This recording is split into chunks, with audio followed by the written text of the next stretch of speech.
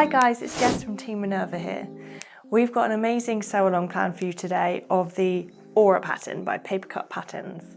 The eagle-eyed of you may have noticed I'm actually wearing an Aura right now, but we will be making one from scratch together. So grab your stuff and a cup of tea and join me as we create the Aura pattern together. So first, let's have a look at what we'll need for this project. Everything I'm about to mention will be linked below the video for you, so don't worry about trying to jot everything down.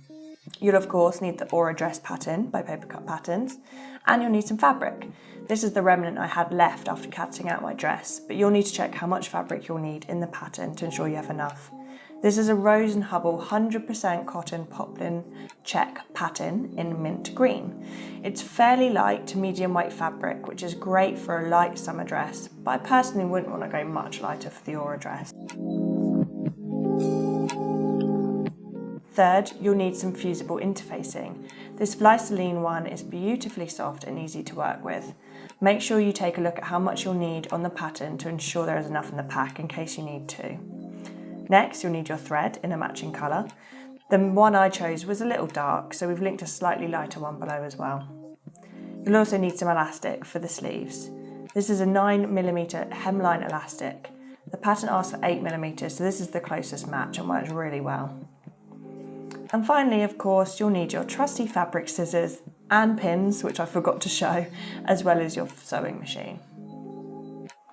Hopefully, before you bought your fabric, you've taken a look through the pattern to see which size you're going to cut out at, and if you're going to have to grade between sizes at all. I had to grade up a size on the hips, which was fairly easy to do. Note as well, the cutting layouts are based on a single layer, not on the fold, which I'm personally not that used to. So now you've worked all that out, you can cut out your pattern and your fabric. Once you have all your fabric pieces cut out, you'll need to iron on the interfacing to the facing pieces. Right, so the first thing we're going to do is attach tie A and tie B pieces together. So find these two pieces and good size together, lay them on top of each on the diagonal, so it will kind of look like a backwards L shape. Don't be tempted to match the ends of the pieces together. You actually need to slightly offset these so the pieces intersect at the point where the stitching will go. This will create a straight edge once ironed out. Now pin and sew at a 1cm seam allowance. Then once you're done, press the seam open. Next we have to fold the tie in half, good sides together, and pin the edges together. Then sew all the way down the edge and round the pointy end, making sure any seam allowances lay flat and aren't caught up in sewing. When sewing the pointy end, I personally didn't stop when you kind of meet the fold, as it didn't create a very symmetrical curve. Therefore, I carried on sewing slightly to the point where I felt the curve started on the other side, which hopefully you could see there. Next, trim your seam allowance in half and clip at the point to reduce bulk. Turn them out to the right side and give them a good press. Repeat on the other tie, and you can leave these to the side for now. Right, so now we move on to the bust darts. I stupidly drew these onto the good side of the fabric, which, although the pen comes off, makes it matching a bit more difficult. So don't copy me, always draw it onto the wrong side of the fabric. So fold the fabric at the dart, matching the dart lines, and pin this in place. Sew the dart, tapering at the end to create a smooth dart, and press it downwards towards the bottom of the dress once done. Next, we want to sew the front facing pieces and the back facing pieces. So match these good sides together and pin. You'll know you've got the front pieces pinned to the right side of the back piece if the flat sections of the front pieces are facing each other. Now we need to stitch these together, again a 1cm seam allowance, which the majority of the pattern is, and press these seams open. I also trimmed mine. Next we need to attach the neck facing pieces to the skirt facing pieces. The flat pieces of the neck facings go along the long straight edge of the skirt facings, so lay these on top, right sides together, matching at the notches. Again, similar to the ties, where the pieces intersect should be where the stitching will go, 1cm seam from the edge. Don't be tempted to match edge to edge. Now pin these in place. This is one part of the pattern that confused me slightly, as you'll see once you've sewn the pieces together that there is about 1cm of the bottom of the neck facing piece left. It doesn't say anything about this, so it means you just end up with an unfinished edge. I decided to overlock the edge more severely to reduce this, which I'll show you soon. Now, speaking of overlocking, I like to batch these kind of tasks together. So instead of following the pattern, I recommend finishing all the edges possible at this stage. This includes the shoulder edge and edge pieces on the dress, the outside edge of the facing, and the edge and bottom of the sleeve pieces. I forgot also about the hem of the skirt, which you could do now also. If you don't have an overlocker, you can use the zigzag stitch on your sewing machine. Now when you overlock, make sure any seam allowances or bust starts are in the right direction before you overlock. This is one of my biggest sewing fails, even though it's so simple. Also, you can fold the fabric when overlocking a curve to make the edge into a straight line, which makes it much easier. So as I mentioned, on these facing pieces, I overlocked into the pieces rather than just overlocking the edge to reduce the amount of raw edge left on the neck facing piece. Without doing this, you'll have a much longer raw edge on show. Hopefully you can see what I mean. And please let me know in the comments if you got around this or if this didn't happen to you at all. The next thing we have to do is sew the shoulder seams of the dress. So lay the front pieces on top of the back piece, right sides together, matching the edges, pin and sew. Once sewn, press the seam allowance towards the back. Now we're going to sew on the facing to the dress. So place the facing onto the main dress, right sides together, matching at the shoulder seams. We'll be sewing the top edge of the front facing all the way around the back through to the other side of the dress. We won't be sewing the facing down the front of the dress yet. Pin this in place and start to sew. When sewing, I like to give the shoulder seams a little check when I sew them in case the pinning wasn't quite right and I need to make a little adjustment by pulling one of the layers of fabric slightly.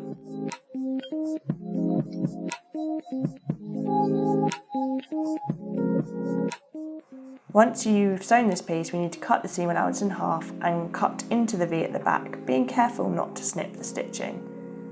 We also need to snip a few V's into the curved areas to allow it all to sit nice and flat. Next, we will be understitching the seam allowance to the facing. So separating the dress pieces in the facing, push the seam allowance toward the facing. You'll be sewing the seam allowance onto the facing, a matter of millimetres from the previous row of stitching. I have a little mark drawn on my sewing foot to help me sew this evenly. As you go, make sure you are pulling the two pieces away from each other, particularly around curves, so that you don't catch any fabric and that you have a nice neat edge when turned the right way around. Once you've finished the understitching, you can turn the right way around and give the seams a nice press. Now we will be sewing the outside edge of the back facing to the back dress panel. So match again at the shoulder seams, ensuring that the dress shoulder seam is still facing toward the back, and pin the facing down. Then you can sew it down. You'll want to sew it fairly close to the edge of the facing piece. I sewed it along the edge of my overlocking, which also helped me sew it evenly. Right, so now we're moving on to attaching the ties to the dress. So lay the dress with the right side of the fabric facing towards you and move the facing out of the way completely.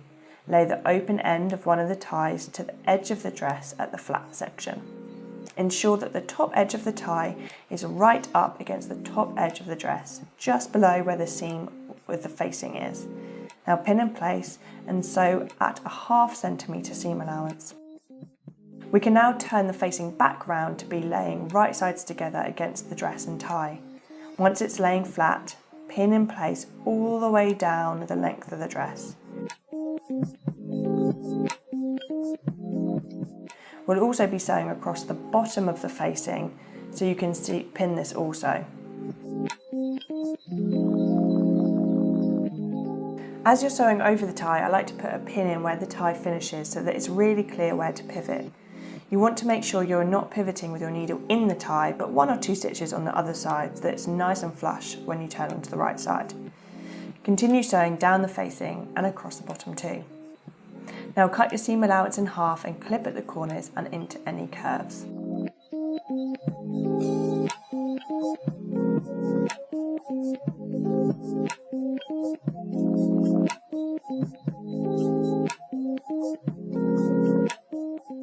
Next, we will be understitching the seam allowance to the facing as we did earlier.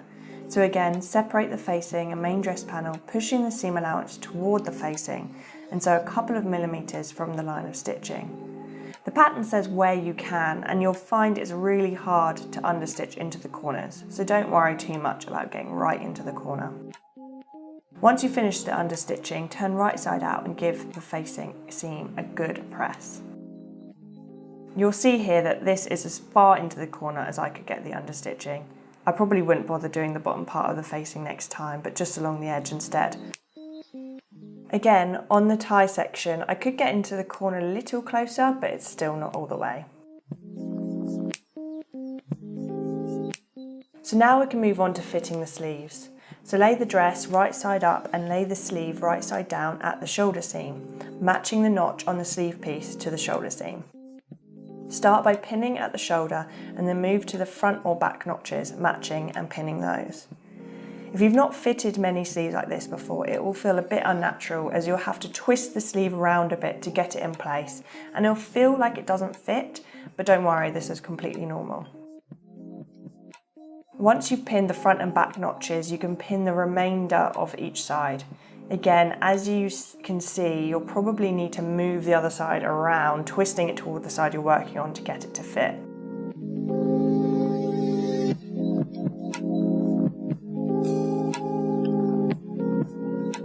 When it comes to sewing, you'll need to stretch the underneath dress fabric with your finger to ease the sleeve into the armhole. You can pull both layers as you go, but you may sometimes need to pull at the underneath layer only, as this is the one you'll need to stretch.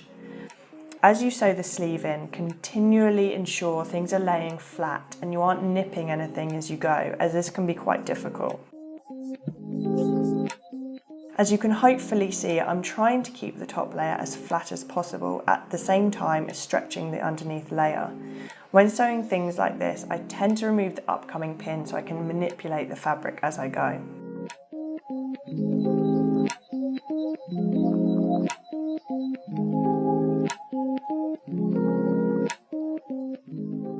You might notice that I'm lifting my foot up and down from time to time. I do this with the needle down into the fabric so that I can push the excess of the seam allowance behind the needle. It's a little difficult to explain, but when you come to it, hopefully it will make sense. You don't want to push the excess toward the foot or needle, as you'll likely sew a gather by accident, so only push the excess into the seam allowance. This close-up is hopefully a little clearer to show what I'm doing. I'll stretch and adjust most of the excess out as possible, but at times we'll need to push the excess into the seam allowance to avoid nipping any gathers into the sleeve seam. When it comes to the last part, towards the side edge of the dress, it'll be a lot easier and you can sew as normal.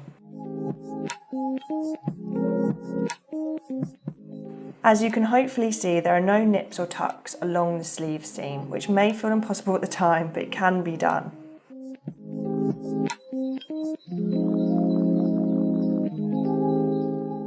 So to finish the sleeve seam, overlock or zigzag stitch around the seam and then press the seam allowance toward the sleeve.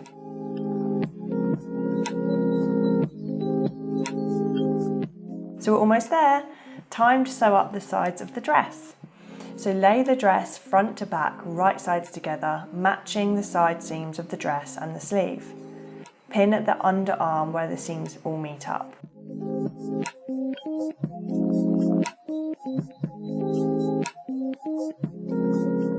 Then pin along the sleeve and down the dress. On one side, you will have the opening for the tie to go through. So at the markings, I put a pin there just to make it even clearer where I'm sewing to and from. Then continue to pin down to the hem of the dress, and you're going to be sewing all along this seam, leaving the opening on one side open, where the tie will fit through.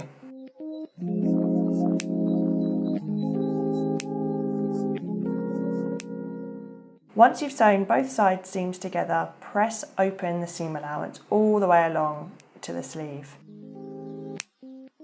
Now we're going to top stitch around the opening so that it stays open and neat.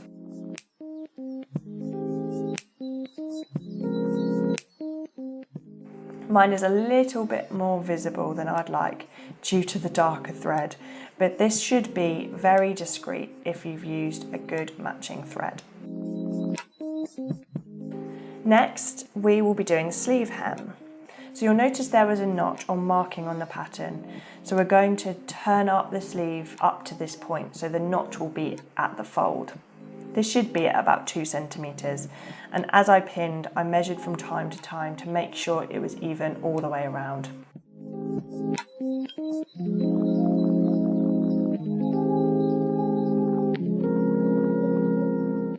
When you sew this around the sleeve hem, you'll need to leave a 1 inch or 2.5 centimetre gap, so you may want to put a pin in to signify where to stop. Once you've sewn the sleeve hems, you'll need to cut your elastic to size, so take a look at the measurements in the pattern as a guide on the elastic length. Cut 2 pieces of elastic at this length, and putting one aside for the moment, put a safety pin through one end of the elastic.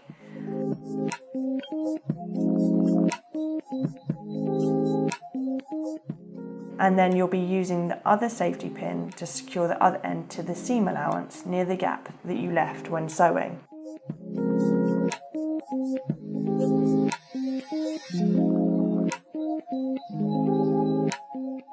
Now put the safety pin through the gap and start threading through the sleeve hem.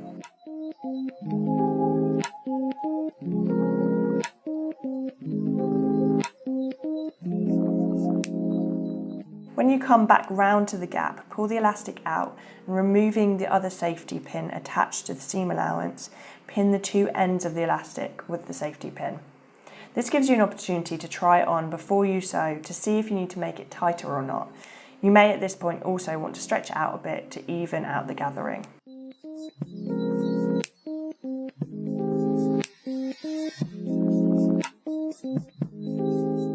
If you're happy with the fit, then change the safety pin for a normal pin to help you get it under your machine foot.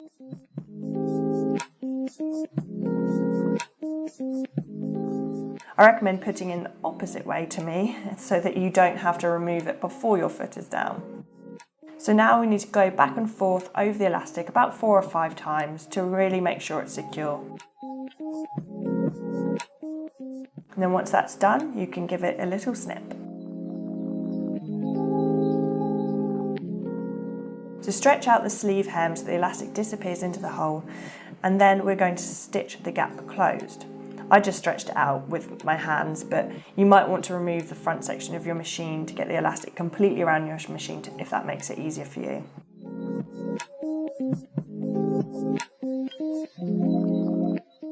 And there we go. Repeat on the other sleeve, and then that's the sleeves done.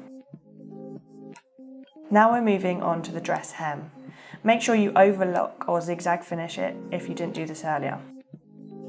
We want to pin the hem of the dress up by 3 centimetres. We'll be stitching up the edge of the facing, pivoting and then sewing along the hem. So continue measuring and pinning at 3 centimetres and then sew up your hem. Our very last job, until we finish the aura, is to slip stitch the edge of the facing to the dress to avoid it flapping up, from the bottom dress hem all the way up to the shoulder seam. So to secure it, you want to make sure you take the smallest stitch from the outside fabric, literally a couple of threads of fabric.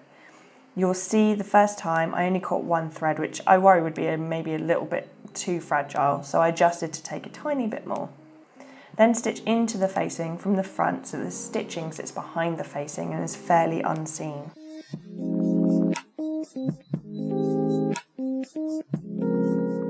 So continue like this all the way up the facing and you should find that it is barely noticeable from the front.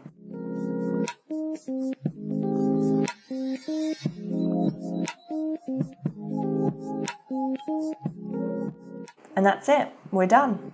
So give it all a good press and shake it out and voila, a finished aura dress. I'm really pleased with how this turned out. I really love the pastel colour that the checks give from far away and I just love this pattern. The flattering neckline, the beautiful big sleeves and the waist high to add some shape. It's a great pattern and I can't wait to wear it out.